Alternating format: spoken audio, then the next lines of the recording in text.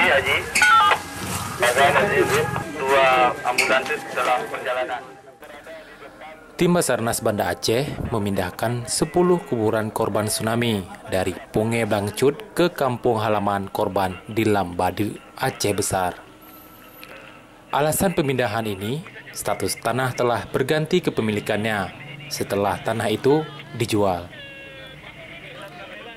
Menurut keterangan warga, kuburan itu awalnya terletak di depan rumah yang kini ditempati Eli. Namun, setelah 3 tahun berselang, kuburan itu dipindahkan ke belakang rumah. Rumah yang terletak di lorong Bakme, jalan utama Gampung Punge Blangcut itu awalnya merupakan milik Baruni.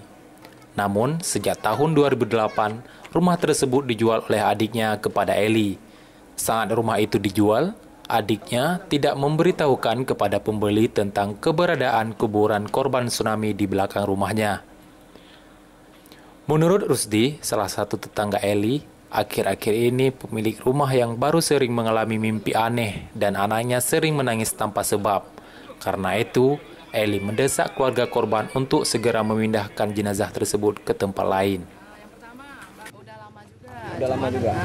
Cuman kami namanya yang pertama jauh ya, yang kedua ya dananya masalah. Kan itu namanya kita kemari kan pakai ongkos kan gitu. Iya.